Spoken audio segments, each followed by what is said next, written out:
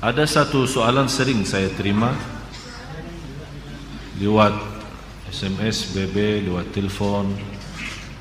Masalahnya sering saya menerima laporan dari jamaah, terutama ibu-ibu, termasuk juga dari wanita yang belum jodoh ya, belum berjodoh. Masalahnya apa? Merasa tidak tenang. Di rumahnya selalu merasa ada sesuatu berantakan, selalu ada masalah. Sama suaminya ada masalah, sama orang tuanya ada masalah, sama anaknya ada masalah, sama tetangga pun ada masalah. Dan dia berusaha semaksimal mungkin menjaga diri dan melindungi diri dari bermacam masalah, tapi tetap ada saja. Atau dalam dirinya sendiri merasa tidak tenang, ada was-was, merasa ada tergoda, ada gangguan, ada makhluk halus, ada bermacam-macam. Kira-kira apa obatnya untuk menyelesaikan masalah? Saya berikan, dan ini obat insya-Allah bermanfaat untuk semua. Tak usah panggil Habib, tak usah panggil Syekh, tak usah panggil Ustaz, tak usah panggil tukang dukun, tak usah panggil siapa-siapa. Anda sendiri laksanakan. Akan Allah subhanahu wa ta'ala merubahkan rumah kita insyaAllah menjadi tenang, adem, enak. Yang pertama, bawakan air dan isi dalam air itu garam. Air itu dicampurin dengan garam, dan dibacakan dalam air itu Al-Fatihah 7 kali. Ayat 5 ayat pertama suratul Baqarah. Ayat Al-Kursi 7 kali. 3 ayat yang terakhir surat Al-Baqarah. Lillahi ma fis samawati wa ma fil ardh. Saya ulang lagi. Santai-santai. Masih ada waktu, masih ada.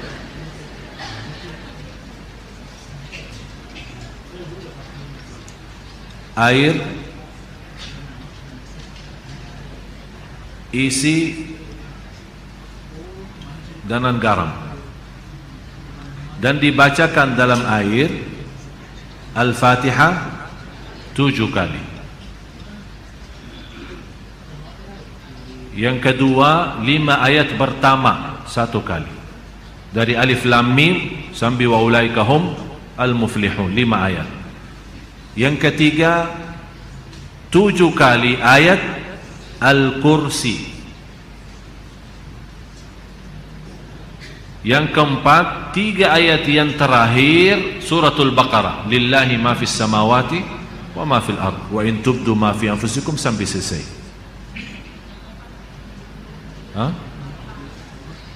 Yang keempat, 3 ayat yang terakhir suratul Baqarah. 284, 285, 286. Kemudian Qul huwallahu ahad 3 kali.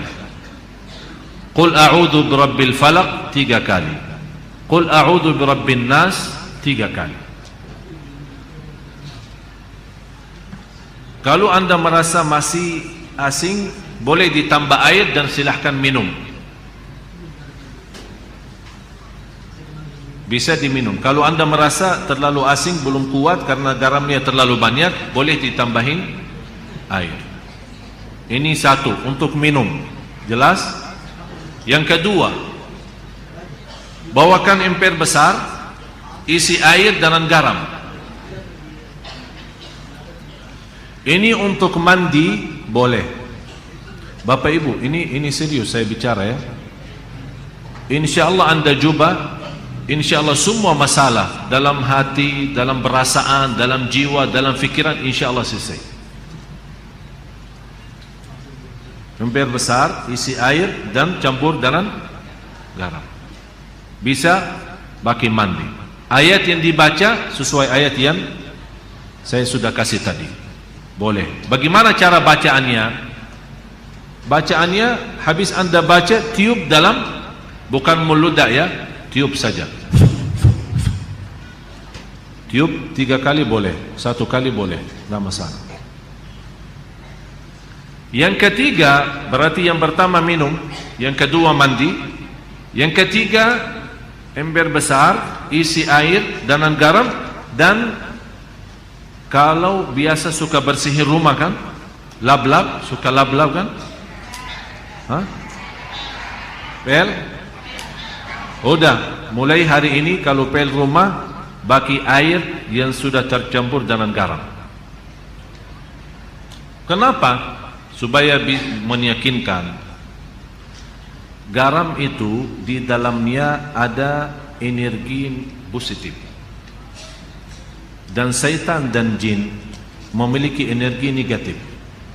Jadi kalau kita bersihin rumah dan lap-lap rumah itu pel rumahnya dengan air dan tercampur dengan garam, syaitan tidak bisa masuk rumah itu. Apalagi kalau kita baca ayat Al-Kursi. Termasuk boleh mencucikan mobil kita, motor kita, boleh dengan bacaan seperti ini. Dan saya sampaikan begini karena sudah berkali-kali ada yang memberitakan soal rumahnya ada banyak masalah, saya tidak tahu apa. Dan mohon maaf, selama saya di Indonesia, mohon maaf ya, orang Indonesia terlalu banyak was-was. Jadi kalau merasa ada sesuatu, oh, Ustaz, kayaknya ada di rumah apa-apa, padahal tidak ada. Tidak ada. Oleh karena itu di Indonesia cepat paling laku usaha tukang dukun. Laku cepat. Seperti ada seorang ibu, kasihan, maksud saya kasihan kalau kita mampu mengobati diri, menamankan rumah kita, kenapa kita minta tolong orang lain? Inilah sudah saya berikan cara, insyaallah aman, insyaallah yakin, dan tidak ada dalamnya syirik.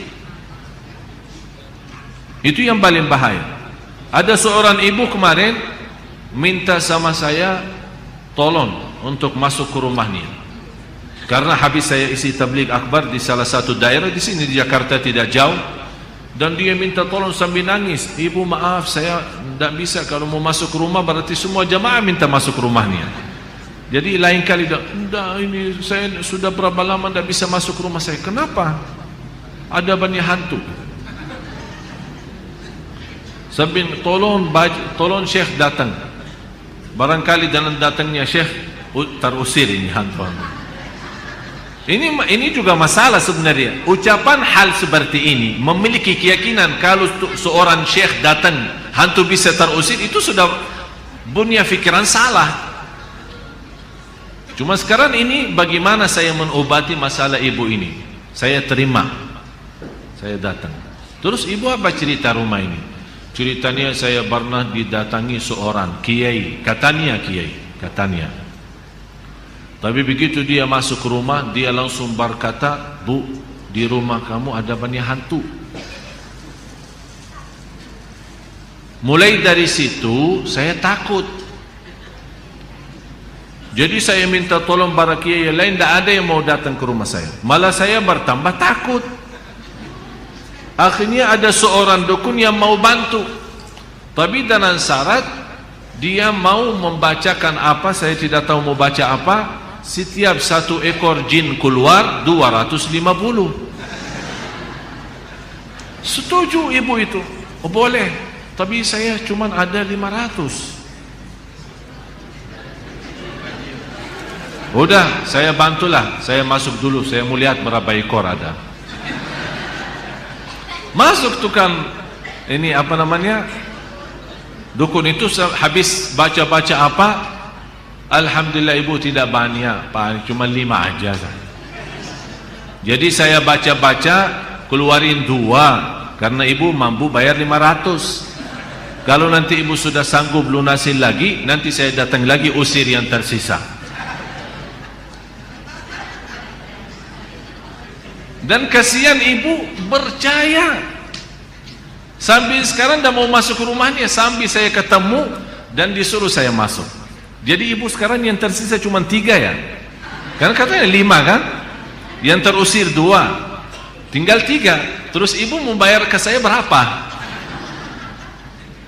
Tidak apa-apa, saya ikhlasin, tapi yang penting bantulah. Udah begini aja, saya masuk, ibu tunggu di luar. Kalau dengar suara saya berteriak, berarti saya lagi berantem sama mereka. Terus saya masuk. Begitu saya masuk ke rumah, saya panggil ibu sini.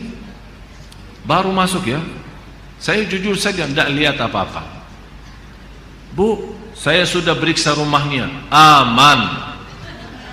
Begitu saya baca Al-Fatihah, kaget 3 jin itu keluar lari. Padahal tidak ada jin, tidak ada apa-apa. Terpaksa saya bohong supaya menghilangkan keyakinan dia yang sudah cukup parah, sudah lama. Alhamdulillah, baca 1 kali bu, sudah hilang semua. Terima kasih Syekh. Berarti aman sekarang, tidur.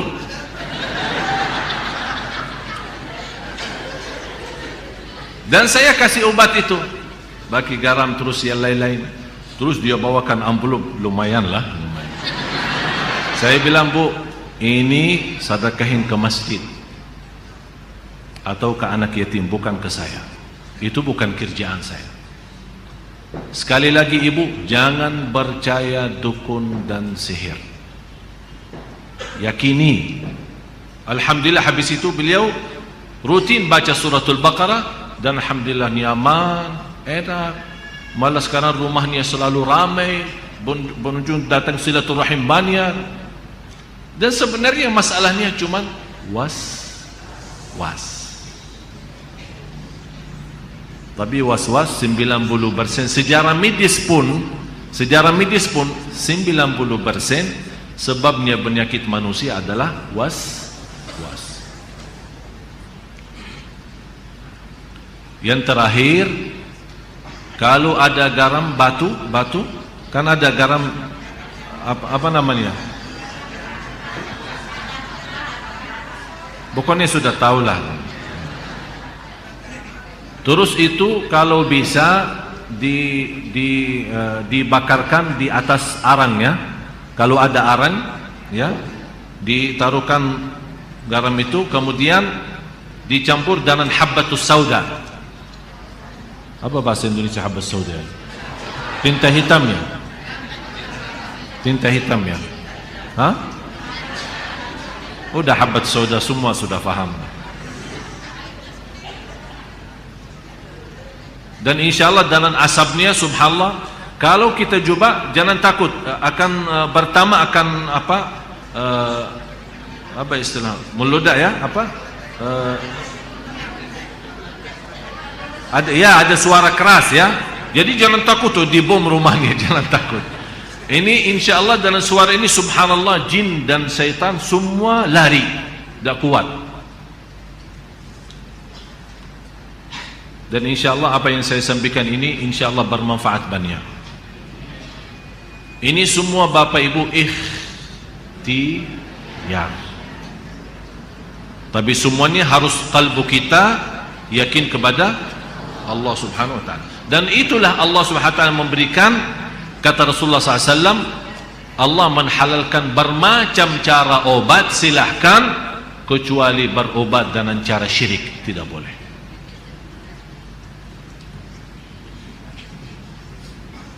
Mudah-mudahan Bapak Ibu berkenan mulai malam ini atau besok pagi kalau lagi mau bersihin rumah, minta sama pembantunya ya, rumahnya itu bagi air sama garam. InsyaAllah dijauhkan oleh Allah SWT dari godaan, dari penyakit, dari bahaya waswas, dari jiwa tidak tenang. InsyaAllah semua bisa diatasi dengan izin Allah Subhanahu wa ta'ala.